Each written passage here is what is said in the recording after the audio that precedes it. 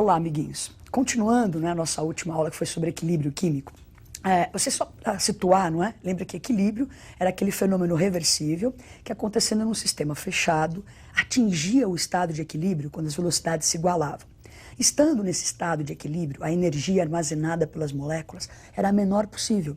Então, era uma situação estável, de estabilidade, de equilíbrio. Se você está numa situação dessa, você não quer sair de lá por nada, não é?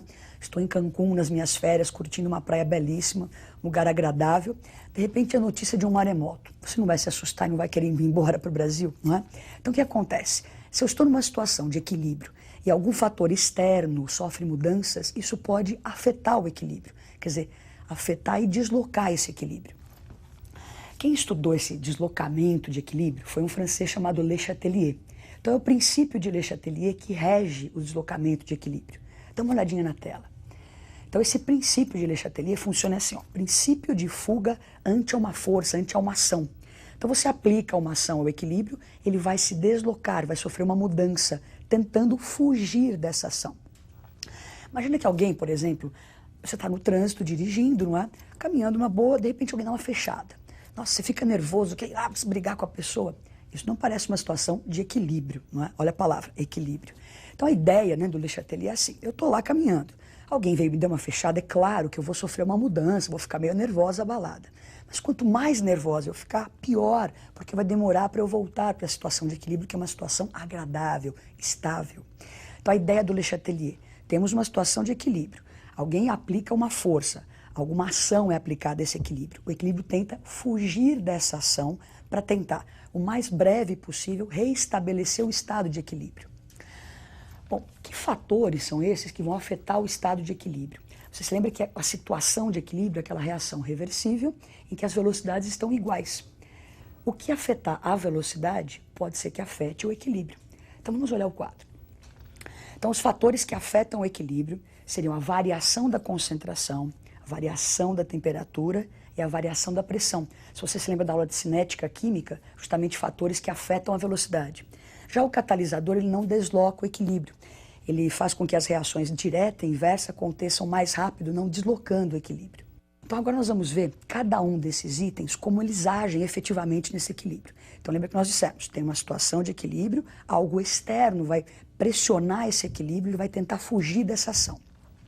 Então nós vamos ver primeiro qual seria a ação da concentração em um equilíbrio. Olha lá para 4.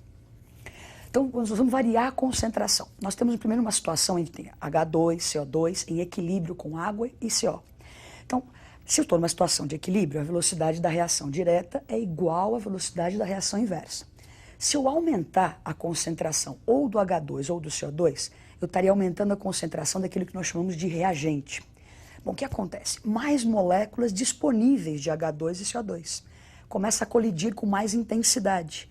Se vai ocorrer mais colisão, a reação direta vai acontecer mais rápida que a inversa. Então, o que acontece? O equilíbrio começa a se deslocar para a direita e a reação inversa continua ocorrendo, só que a direta, que para a direita, acontece mais rápido. Então, nesse momento em que você aumentou o H2 e aumentou o CO2, o equilíbrio começa a se movimentar para a direita. Bom, então nós acabamos de ver teoricamente como isso funciona. Então, aumentou a concentração, desloca o equilíbrio. Vamos ver uma animação para tentar compreender isso com as moléculas lá interagindo.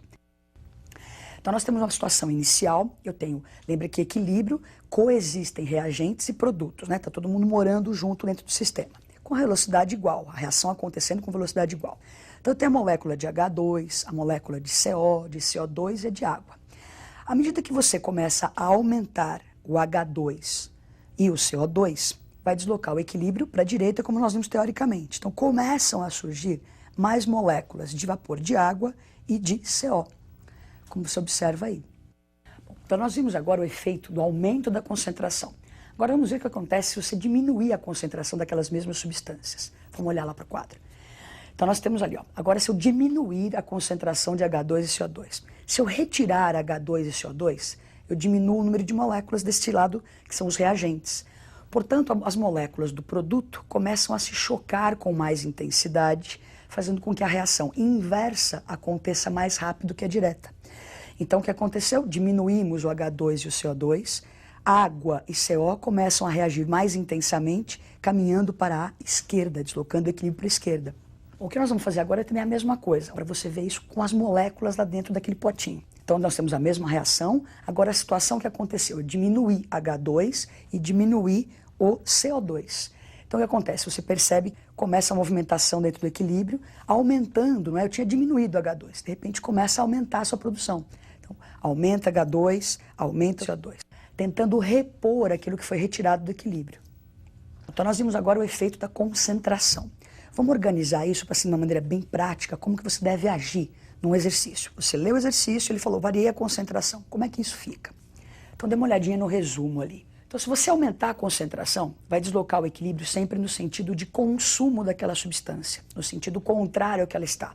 Então a substância está à direita, o equilíbrio vai para a esquerda e vice-versa. Então na próxima tela, se você diminui a concentração de uma substância, desloca o equilíbrio no sentido da sua formação. Então eu retirei a substância, o sentido da sua formação é o mesmo sentido em que ela está. Então se a substância estiver à direita, o equilíbrio vai para a direita, para tentar repor o que estavam tirando do equilíbrio. Então nós vimos a variação da concentração afetando o equilíbrio. Agora existe a pressão e a temperatura. Então é a pressão. Lembrando o seguinte, né? A pressão vai afetar as substâncias gasosas que estão dentro desse equilíbrio. Imagine uma situação em que você está esparramado, dormindo sozinho numa cama de casal, todo esparramado, não é? Você tem um pesadelo que essa cama começa a virar uma caminha de solteiro. Você meio que, assim, intuitivamente não começa a se encolher nessa cama. O equilíbrio é parecido com isso. Então ele tem uma situação em que ele pode se expandir ou se contrair. Então se alguém aumentar a pressão, ele vai tentar fazer o quê? Se contrair. Nunca é para brigar, é sempre para fugir da ação. Então se alguém aumentar a pressão sobre o equilíbrio, ele se contrai. Se alguém diminuir a pressão, ele vai se expandir. Então vamos olhar isso numa reação química, como é que funciona. Então nós temos lá uma reação PCl3 com Cl2 formando PCl5. Então é uma situação de equilíbrio, todas as substâncias são gasosas, não se esqueçam que a pressão só afeta gases. A proporção em mols vai me dar a proporção em volumes. Então do lado do reagente eu teria um volume de PCl3, um volume de Cl2, totalizando 2 volumes. Do lado do produto, eu tenho 1 mol de PCl5, um volume gasoso. Então, se você observar essa reação, do reagente para o produto, há uma contração. Eu saio de 2 volumes e vou para 1. Quando eu volto do produto para o reagente, eu tenho uma expansão. Eu saio de 1 volume e vou para 2. Então, vamos ver a próxima tela e imaginar o que acontece se a gente variar a pressão nesse equilíbrio. Então, se a gente aumentar a pressão, olha o que a gente tinha dito antes, aumenta a pressão, favorece a reação que ocorre com contração de volume. Então, aumenta P, a tendência é caminhar para o lado de menor volume. Então, nesse equilíbrio, se você olhar a setinha ali, ó, ela está apontando, tem um tamanho maior, é a maneira que a gente pode representar o deslocamento, está deslocando o equilíbrio para a direita, não é formação do PCl5, que era justamente o lado em que há a contração de volume. Agora, se a gente fizer o contrário, então agora se a gente diminuir a pressão, o que vai acontecer? Favorece a reação no sentido de expansão de volume. Então você diminui a pressão, o equilíbrio pode se expandir. Então nesse caso o que acontece? Olha, o equilíbrio voltando para o lado dos reagentes, caminhando para o lado onde há maior volume, expansão, não é? O que a gente pode dizer de tudo isso? O que aconteceu aí, né? Então nós tínhamos lá a situação de equilíbrio inicial, se aumentarmos a pressão, foi um dos exemplos que nós vimos ali, aumentando a pressão, começam a surgir mais moléculas de PCl5, o equilíbrio caminhando no sentido de contração de volume. Então agora nós vamos ver o seguinte, nós vimos essa reação em que a pressão afetava esse equilíbrio. Nós vamos ver um exemplo em que pode acontecer de eu ter gases reagindo perfeitamente, eu variar a pressão e não conseguir afetar o equilíbrio. Veja como isso é possível. Então temos uma reação de H2 mais Cl2 formando 2 de HCl. Então eu tenho 2 volumes, né, 2 mols de gases do lado dos reagentes e 2 mols do lado do produto. Então 2 volumes de um lado, 2 volumes do outro. Quer dizer que a variação da pressão não vai afetar esse equilíbrio porque não há nem contração, nem expansão de volume. Bom, agora o que a gente vai fazer é ver a temperatura, a variação da temperatura agindo nesses equilíbrios, não é?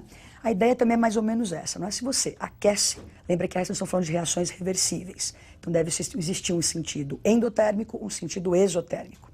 Se você aumenta a temperatura, favorece a reação endotérmica, você dá calor, o equilíbrio tenta absorver. Se você retira, você diminui a temperatura, o equilíbrio vai tentar repor o que você está tirando dele, então vai tentar se deslocar para o sentido exotérmico. Então, olha só para ficar bem claro, não se esqueçam que se você aumentar a temperatura, aumenta a velocidade de qualquer reação química. A reação sempre vai acontecer mais rápido. Só estamos dizendo que favorece uma em relação à outra. Então vamos ver o que acontece com a temperatura ali. Então nós temos a reação de N2 mais O2 formando 2 de NO. O ΔH positivo caracteriza a reação endotérmica. Então a reação direta é endo, a reação inversa é exo.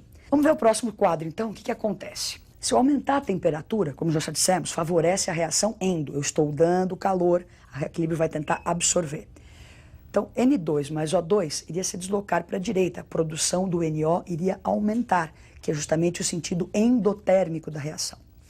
Se você olhar então agora a próxima tela, então, a diminuição da temperatura favorece a reação exotérmica. Nesse exemplo que nós estamos dando aí, o sentido exotérmico era o sentido inverso. Então, se você diminuir a temperatura, favorece a produção de N2 e O2. Dá uma olhadinha na tela. Então, nós temos lá a situação inicial, com N2, O2, 2 de NO. Se eu aumentar a temperatura, vai favorecer o sentido endotérmico. Então, vai aumentar a produção de NO. Então, você observa que aumenta o número de moléculas de NO. Bom, então nós acabamos de ver assim, os fatores que afetam o equilíbrio, como eles afetam, animações que mostram esse deslocamento de equilíbrio. Façam exercícios, não é? E boa sorte. Até a próxima aula.